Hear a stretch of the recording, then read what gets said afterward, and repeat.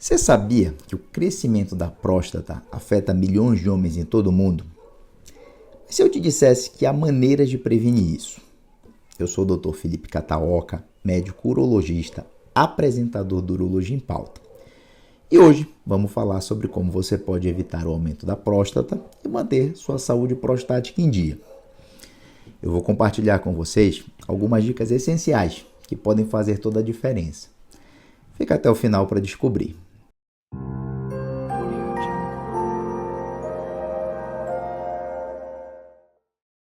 Bom, pessoal, vamos começar entendendo o que é a próstata e por que o seu crescimento acontece à medida que os homens envelhecem.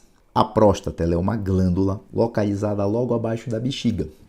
À medida que envelhecemos, as células da próstata começam a crescer, causando o que nós chamamos de hiperplasia prostática benigna ou HPB. Mas será que é possível interromper esse processo? Quando pensamos no crescimento da próstata, é necessário ter hormônios andrógenos, como a testosterona. Na próstata, especificamente, quando a testosterona chega, ela é convertida por uma enzima chamada 5-alfa-redutase em dihidrotestosterona, ou DHT. Esse hormônio se liga aos receptores de andrógenos que causam a mudança na próstata e seu crescimento. Mas vocês podem se perguntar, à medida que os homens envelhecem, seus níveis de testosterona não tendem a diminuir? Sim, isso acontece. Mas embora os homens tenham testosterona decrescente à medida que envelhecem, a sua próstata continua a crescer. Portanto, os andrógenos por si só não são a única causa do crescimento que leva ao HPB, ou hiperplasia prostática benigna. Essa é uma das teorias que explica o crescimento prostático. Se você quiser saber mais sobre isso, eu tenho um vídeo específico sobre HPB, próstata inchada. Além dos andrógenos, outros hormônios, como estrógenos, genética, fatores de crescimento, mecanismos imunológicos, também começam a atuar no processo de envelhecimento. Vamos entender um pouquinho mais a esse respeito. Para a gente entender como prevenir o aumento da próstata, é importante entender o que acontece. A HPB, em última análise, ela acontece devido ao aumento no número de células da próstata, particularmente células epiteliais e estromais, que são diferentes tipos de células localizadas no órgão.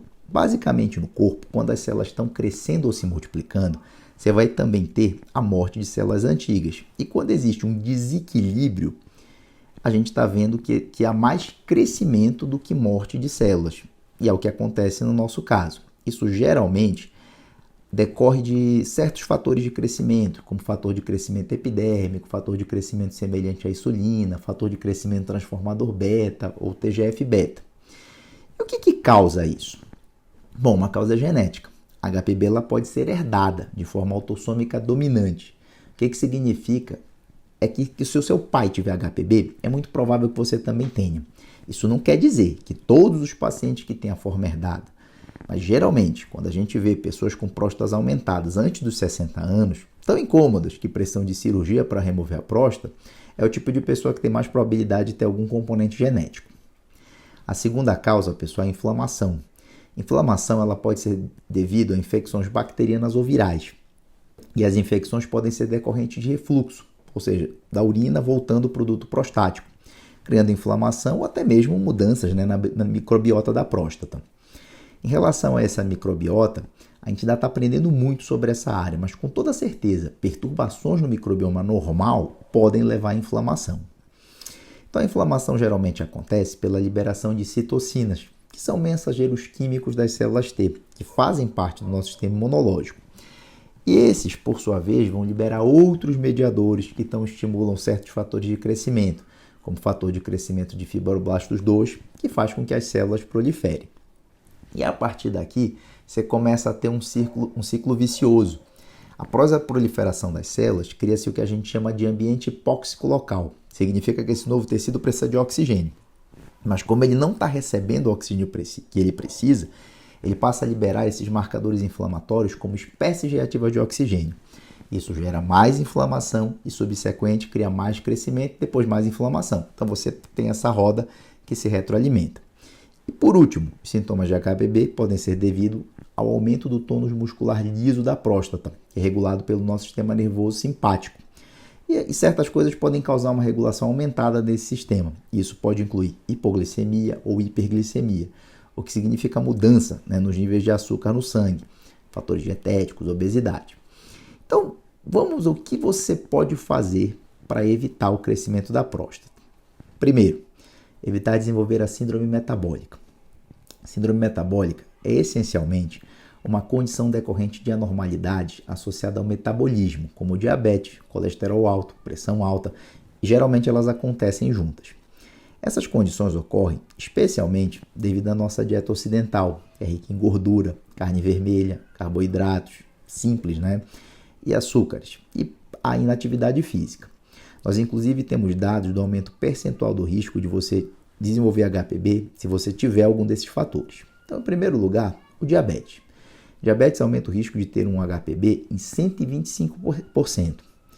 Agora, ter uma próstata grande nem sempre significa que você tem sintomas. Então, quando se observa a correlação com sintomas do trato urinário inferior ou sintomas que são geralmente causados devido a uma próstata aumentada, como o jato fraco, intermitência, hesitação, ter que ir frequentemente ao banheiro à noite, ou durante o dia, ou muita vontade de ir ao banheiro, descobriram que ter diabetes aumenta o risco em 95%. E quanto ao IMC, que é o índice de massa corporal? Bom, pessoal, IMC ele não é um indicador perfeito de saúde, porque algumas pessoas podem ter um IMC alto e ter muita massa muscular. Na verdade, elas são saudáveis, mas em termos gerais, um IMC acima de 35, em comparação com pessoas que tinham IMC menor que 25, teve um aumento no aumento prostático benigno de mais de 200%. Então, regra geral, estar acima do peso é realmente um forte indicador do risco de desenvolver HPB. Além disso, o aumento da circunferência abdominal também aumenta o risco de contrair HPB. Como resumo, estar obeso, ter uma circunferência de cintura grande e ter diabetes vai te colocar em risco para HPB. Segundo, aumentar a atividade física. Então, meus amigos, em uma revisão da literatura, compilando 8 estudos com mais de 355 mil homens e com todos os dados sobre diferentes tipos de atividade, eles decidiram classificar a atividade como exercício leve, moderado ou intenso. E descobriram que até mesmo o exercício leve pode diminuir o risco de HPB em 30%. E se você aumentasse isso, reduziria para 36%. Especificamente, em que termos de que tipo de exercício, houve um estudo que examinou caminhadas por mais de 2 horas por semana versus caminhadas menos que isso. E descobriu que isso reduziu o risco de HPB em cerca de 27%. Então, se você fizer as contas para 7 dias por semana, daria menos de 20 minutos por dia, se você fizer todos os dias. De fato, não é uma quantidade enorme, que você precisa fazer para observar alguma melhora. E se você fizer atividade física regularmente, ou seja, fizer isso cerca de 6 vezes ao dia, com base em um grande estudo populacional, a redução chega a quase 50%. Terceiro, evitar alguns tipos de medicações. Bom, alguns são remédios de venda livre. Um deles, por exemplo, antihistamínicos. O efeito colateral dos antihistamínicos é que eles podem relaxar a bexiga de maneira que ela não consegue se contrair tão forte quanto normalmente faz para ajudar a passar a urina por uma próstata aumentada. O segundo, descongestionante, que contenham pseudoefedrina. Essas medicações eles fazem o oposto dos alfa-bloqueadores, como o doxazosina, tansulosina, que a gente usa para tratar HPB. Elas contraem a musculatura lisa, então torna mais difícil para urinar. Outras medicações, como antidepressivos, especificamente os tricíclicos, também podem piorar os sintomas por causa do efeito negativo sobre a bexiga. A mensagem aqui é o seguinte: não use medicações graciosamente ou sem recomendação médica orientada, com fim específico. Vamos lá. Quarto, dieta. Saber como a dieta afeta nossos corpos é muito desafiador em protocolos de pesquisa, porque você tem que controlar tudo que entra na boca de alguém para garantir que eles vão seguir exatamente o plano que você está prescrevendo.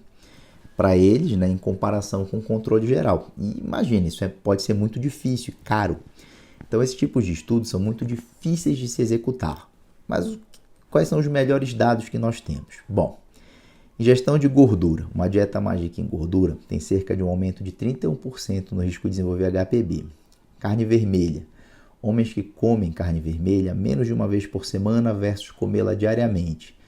Tem um aumento de 30% no risco de desenvolver HPB nos que comem diariamente. Vegetais. Pessoas que comem vegetais menos de uma porção por dia em comparação com 4 porções por dia, viram um aumento de 38% no risco de HPB. Então, disso, o que a gente consegue deduzir? Que uma dieta rica em gordura, alta ingestão de carne vermelha, baixa ingestão de vegetais, aumenta o risco de desenvolver HPB. Uma pergunta interessante que sempre fazem: e o tomate, doutor? Na verdade, a associação que existe não é com o tomate em si, mas com um elemento chamado licopeno, que é um carotenoide presente no tomate. O licopeno ele foi bastante estudado e é o carotenoide mais poderoso em termos de redução da inflamação e é o componente principal nos tomates.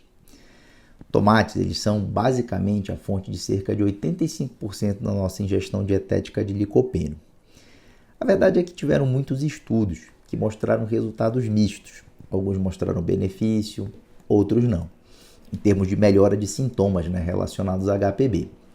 O que acontece? É que existe definitivamente variabilidade genética em como nossos corpos processam o licopeno e o tornam biodisponível. Então, algumas pessoas podem sair melhor e algumas não. Nesse momento, nós não sabemos quem sai melhor com a ingestão de licopeno. No entanto, não existe nenhuma recomendação formal ou obrigatoriedade, mas se você gosta de tomate, pode comer à vontade. Não há evidências fortes nesse momento de que isso vai prevenir HPB. A evidência mais forte que temos é através de exercícios e comendo principalmente uma dieta semelhante à dieta do Mediterrâneo, que é rica em vegetais, pequenas quantidades de carne, pequenas quantidades de peixe, algumas pequenas quantidades de gorduras saudáveis. E isso sim tem mostrado o maior benefício em termos de reduzir o seu risco, evitando também o desenvolvimento de outras condições, como a diabetes, pressão alta, colesterol alto, que nós sabemos ser um reflexo direto da nossa dieta e da prática de exercícios. Agora, antes de encerrarmos, eu quero compartilhar algumas dicas práticas que você pode começar a implementar hoje para manter a sua próstata saudável. Então, mensagens para levar para casa. Mantenha-se ativo. Atividade física regular, mesmo que seja apenas uma caminhada diária, pode ajudar a reduzir o risco de crescimento da próstata. 2. Adote uma dieta balanceada, rica em vegetais, frutas e alimentos integrais. Evite o consumo excessivo de gorduras saturadas e alimentos processados. 3. Mantenha um peso saudável. A obesidade está associada ao maior risco de desenvolver problemas prostáticos, então manter um peso saudável é essencial. 4. Faça exames regulares com seu médico. Um acompanhamento médico regular pode ajudar a detectar qualquer problema prostático em estágios iniciais e permitir um tratamento mais eficaz. Implementando essas simples dicas na sua vida cotidiana, você pode tomar medidas preventivas importantes para manter sua saúde prostática em dia. Lembre-se sempre de priorizar sua saúde e bem-estar. Bom, meus amigos, se vocês gostaram desse vídeo, desejam saber mais sobre saúde prostática e outros temas relacionados, não deixe de se inscrever no meu canal, ativar as notificações, assim você será o primeiro a saber quando lançar novos vídeos cheios dessas informações úteis. Deixe um comentário abaixo, compartilhe suas dúvidas, experiências, sugestões de temas para a gente fazer vídeos futuros. E se você quiser continuar aprendendo sobre como manter sua saúde em dia, a gente tem outros vídeos no canal.